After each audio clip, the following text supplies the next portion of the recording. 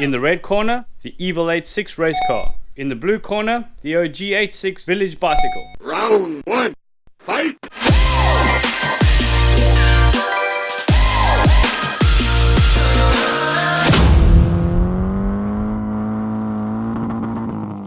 This week on Skid Happens, we're servicing OG 86 and the Race 86, thanks to Gulf Oil.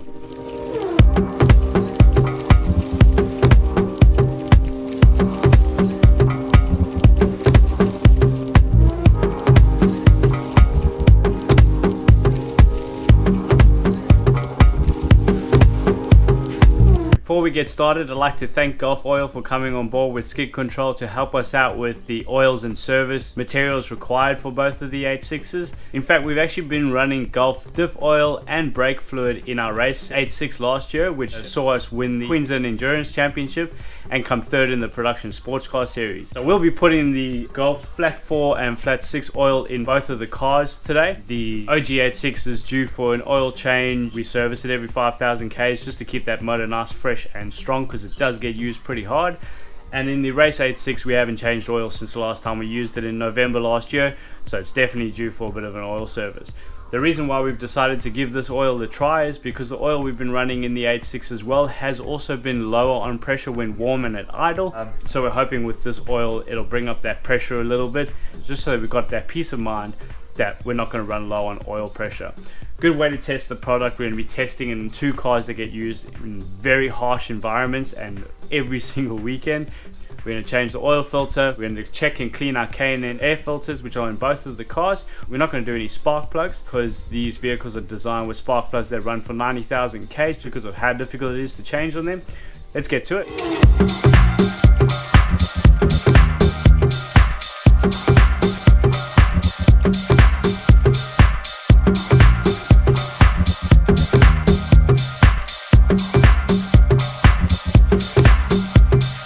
Thanks to Subaru, we've got a nice easy to access oil filter right on top of the motor. Just pull that off. Give this a good clean. Be sure not to get any of the debris inside, so that when the new filter goes on, it'll seal and you won't get any leaks. Spotless. These Ryco oil filters are actually pretty good. They haven't given us any problems and they seem to do a pretty damn good job. That's the code for the filter for the Toyota 86 Z79A from Ryco. Peel off this plastic bit over here. You want to get some oil on the seal over here so it doesn't fold over or catch while tightening it on. Just dab your finger in a bit of oil and then spread it around the seal so it's nice and lubricated, and then screw it back on to the oil filter housing. Don't over tighten this filter. It does not need to be very tight at all. Just hand tight without too much effort. When you feel some effort coming into it, then just stop turning it and it'll seal. Let's check the condition of the oil that came out. The oil looks good, nice and clean. Well, dirty but clean. Just dark, no contamination, just a bunch of little air bubbles. Remember to always dispose of your oil at your local recycling place. It's just doing your bit for the environment.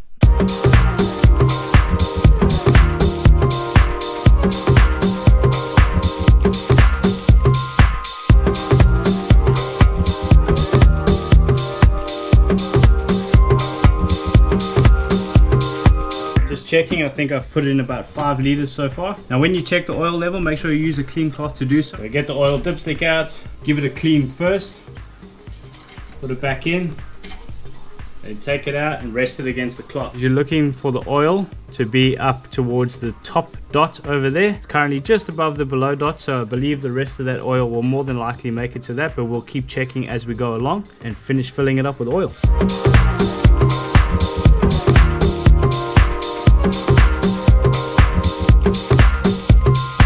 When you buy these in the store, the 5 litre will not be enough because it will only be filled up to 5 litres. They do have extra space in them, so I did actually fill it up all the way.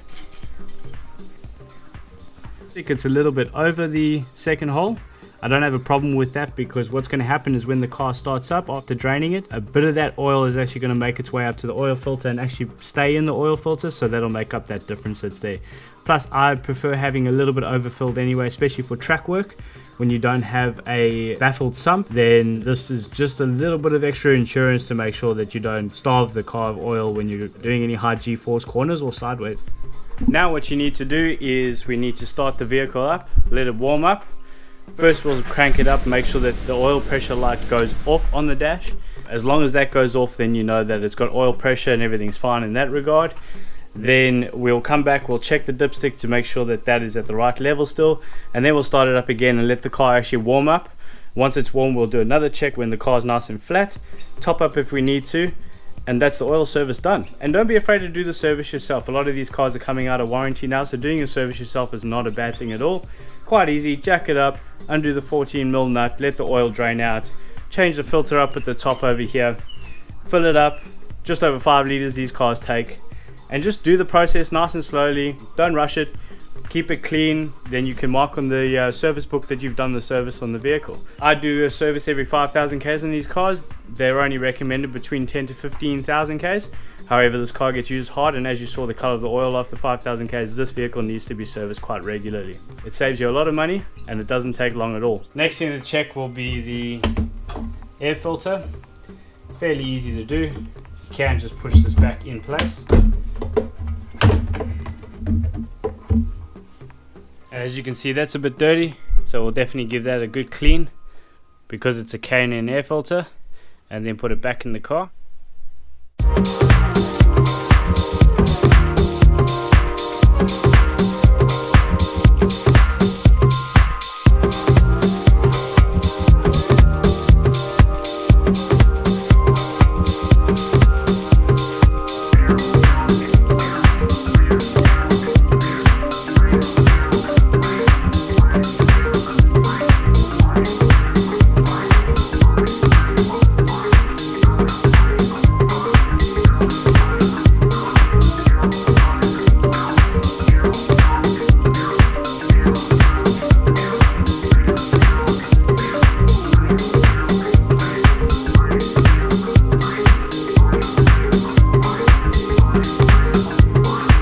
Both cars have been serviced, both oils have been dropped, both the oils have seemed contaminant free. Both definitely needed to be done though. Got both of the cars running now at the moment, just letting them warm up. So let's just have a look underneath the cars for any sort of leaks. You'll see we've got no leaks underneath there.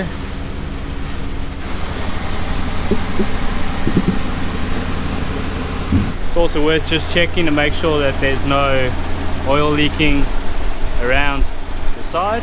And this one you'll just look into the bucket and make sure there's no oil there.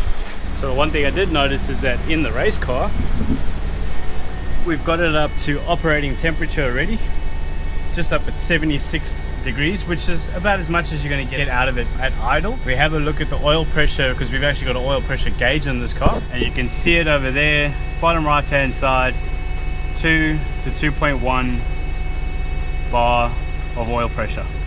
Previously, at this kind of temperature, it would have about 1.2, 1.3 bar, and then when it got up to real operating temperatures at the racetrack, it would drop down to 0.8, 0.7, sometimes 0.6, which was starting to get a little bit nerve-wracking. But that's obviously just at idle. When you revved it up, the pressure went up. But the fact that it is now sitting at 2 to 2.1 at this operating temperature fills me with a lot more confidence. Well done, Golf, you've definitely got that right. Thanks for the recommendation on the oil, and thanks for supplying us with the oil. We're going to continue testing out your products because at the moment they're doing really well for us, and we are extremely blessed to have you on board to help us out and look after all the skid control vehicles. If you guys are looking for oil, make sure you go over to Gulf Oil Australia and get yourself some premium quality race bred oil. Check this out. Ready to get wet, mate? Very wet.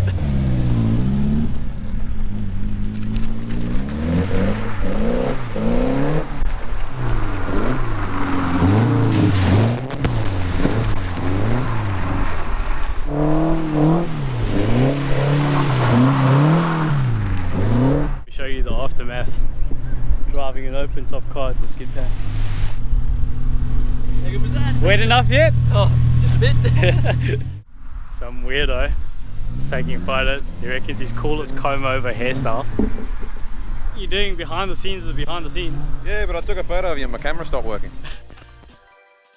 I'm about to load up the rally car, the race car, get the skid pan 86 ready and load all the parts and stuff into the ute, because this weekend we've got a rally day, a track day, and 2 skid pans, so need to get that all ready. Make sure you check out our website at skidcontrol.com.au, Facebook under skid control, and Instagram under skid_control. In the next few videos you're going to get an exclusive access to how we run the track days and the rally days, so be sure to stay tuned. Sure subscribe to our channel, like this video, and you'll get notified when those videos go live. Until the next video, we'll see you at the track.